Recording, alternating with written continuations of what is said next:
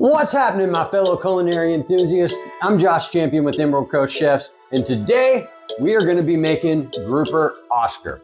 Really excited about this. This has been one of the most popular entrees on my menu with my private chef events company for a long time. And when we did a poll across Instagram, YouTube, Facebook, and all of our social media, this was the most requested how-to video. So we're going to get into this today. Stick around. You don't want to miss it because I'm going to show you how to turn this into this.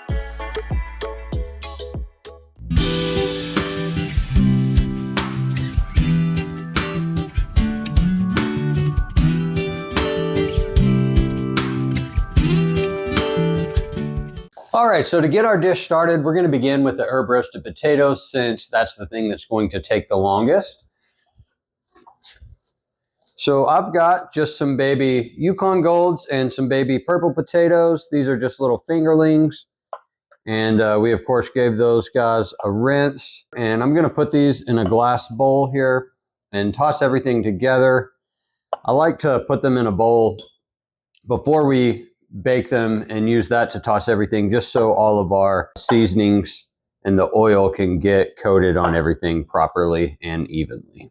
These are, of course, various shapes and sizes. Don't get too caught up in being obsessive about how they're cut. Just try to cut them somewhat evenly sized, just so they cook evenly. All right, so we've got our potatoes cut, and I'm just going to season with some kosher salt. We do want to season these pretty aggressively. The potatoes will be able to stand up to quite a bit of seasoning there. And then we've got a little granulated garlic. So this is just some fresh rosemary, thyme, and oregano. These are going to be roasting for about an hour in the oven. So we just want to make sure that we're using herbs that are a little bit more woodsy, a little earthier, heartier herbs that stand up to this instead of using something lighter like parsley, which is not really going to come through after the roasting anyway. And then we'll just finish that off with a little fresh black pepper.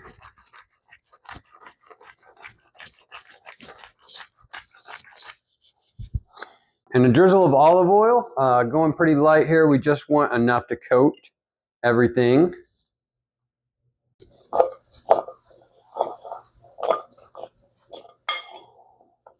All right, so once we make sure all of our seasonings and herbs and oil have everything evenly coated, I've got a little sheet tray here lined with some parchment.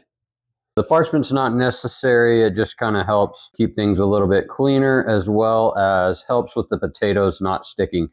So what I want to do is arrange all of these to where the inner flesh part of the potato, as opposed to the peel, is facing up. So I want the skins touching my sheet tray. This is going to do a couple of things. One, it's going to mainly help the potatoes not stick to the sheet tray.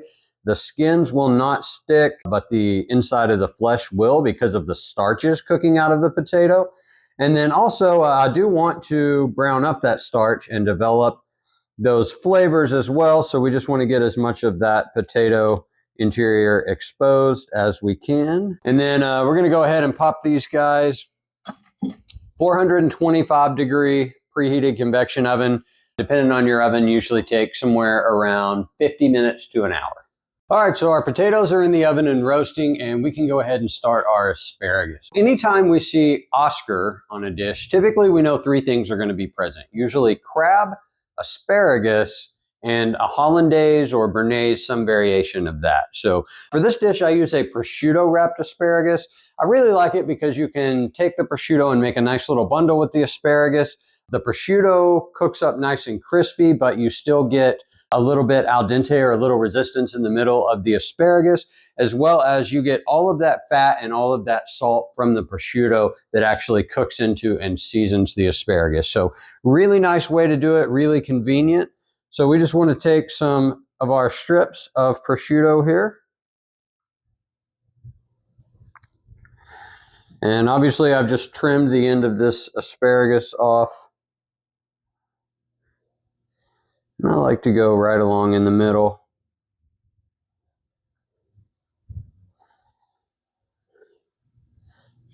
Wrap those guys nice and tight, and then you just want to put your seam down on the bottom so that as the prosciutto cooks, it doesn't unwrap on you. And then the prosciutto is going to provide a good amount of salt and seasonings for our asparagus.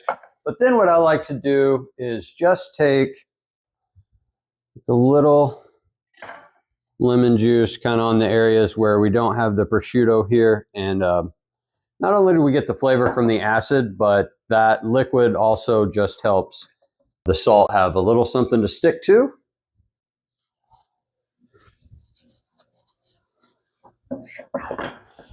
All right. And those guys are ready.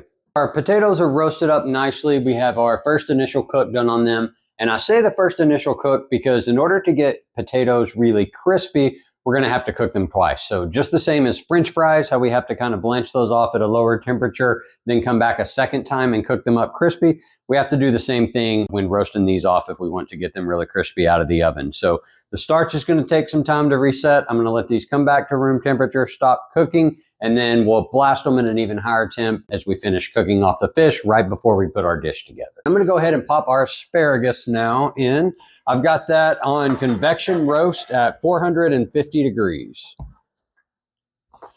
All right, and then I'm going to go ahead and just turn our butter on and start getting some butter up to temp. These are 3 sticks of quality salted butter here.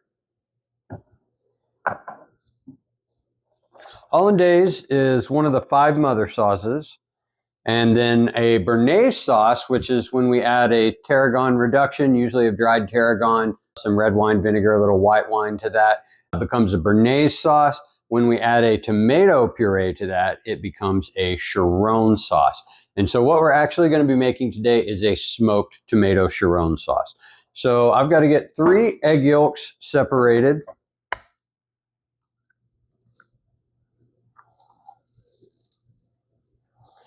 And we're just going to let those whites fall in between our fingers here and utilize the yolk only.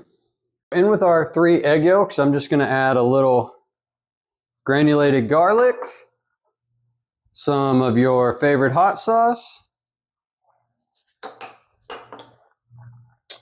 The first time I made this sauce was for a soup, and we were actually smoking tomatoes. We'd gone through the trouble to concasse them and everything. Normally when I make this just out of time, I normally just use liquid smoke and tomato puree. So that's what we're going to do today. We've just got a tomato puree and a little liquid smoke.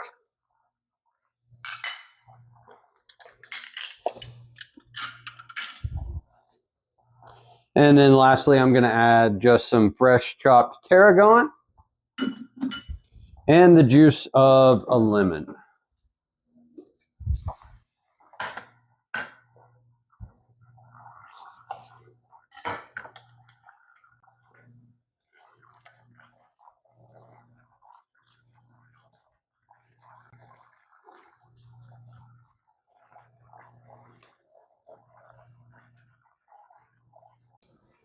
Okay, so we've got all these ingredients in here with our egg yolks, and then my butter has come up to temp, so I've just got a little bit of water in this saucepan here just to create a double boiler so that the heat that we get on our egg yolks is not so direct. We don't want them to curdle or coagulate and get little pieces of scrambled eggs. We want a very rich, nice, creamy, and smooth sauce.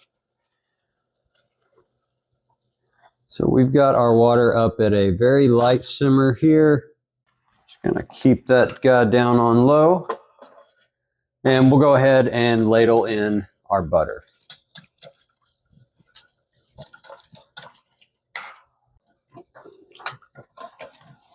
And we're just being careful to keep everything completely emulsified.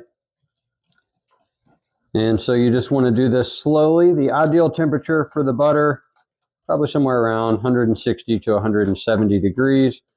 We definitely don't want this sauce to come to a simmer, but in order for the yolks and the butter to properly emulsify, they need to be roughly the same temperature. So we are just going to keep ladling this in and being careful to stir around the sides of our bowl and keep everything nice and evenly incorporated.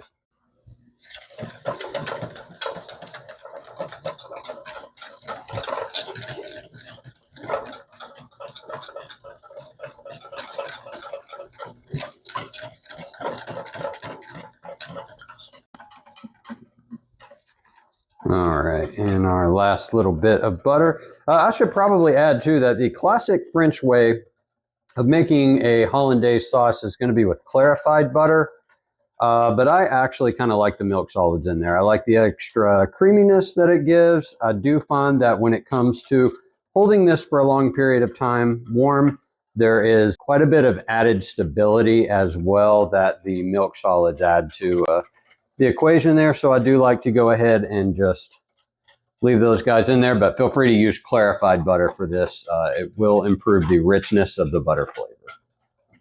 And then lastly, we're just going to add a little salt.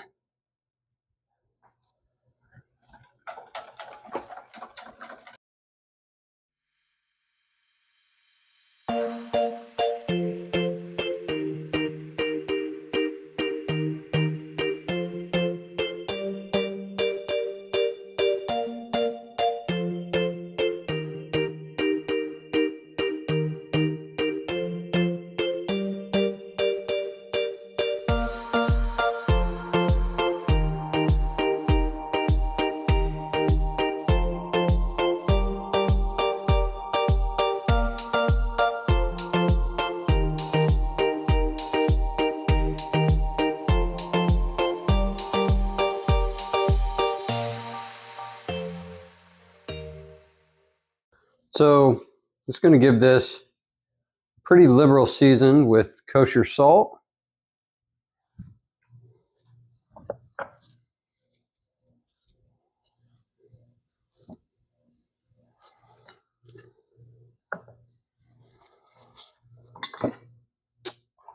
This is just olive oil. Feel free to use vegetable oil, or if you're trying to stay away from seed oils, something like an avocado oil with a higher smoking point. But I'm not going to worry about it too much, and we're just going to go straight in with the fish.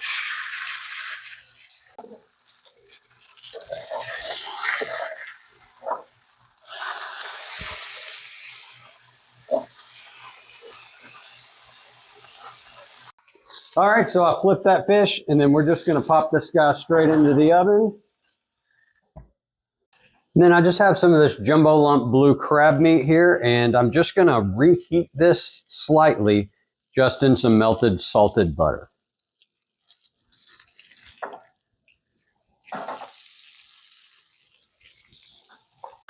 All right, so for final assembly of our dish, I'm going to go ahead and pull out these potatoes.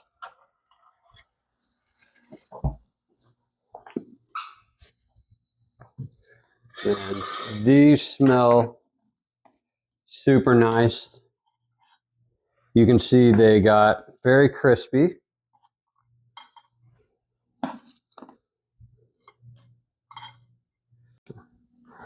If I can just show you a nice,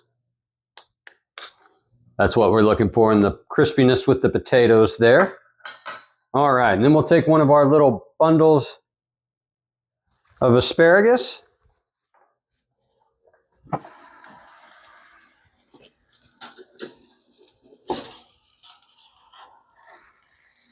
And pull our grouper out. All right, and so we're just going to take our grouper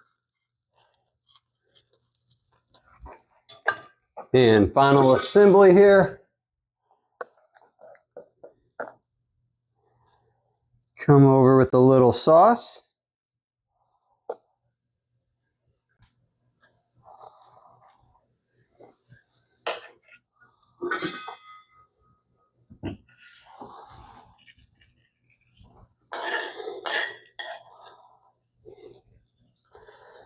And then we're just going to put some of that beautiful crab meat right there on top.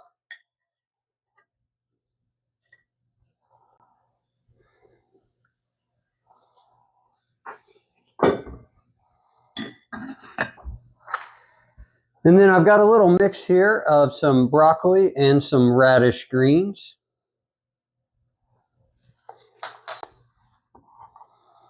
And there you have it, Grouper Oscar.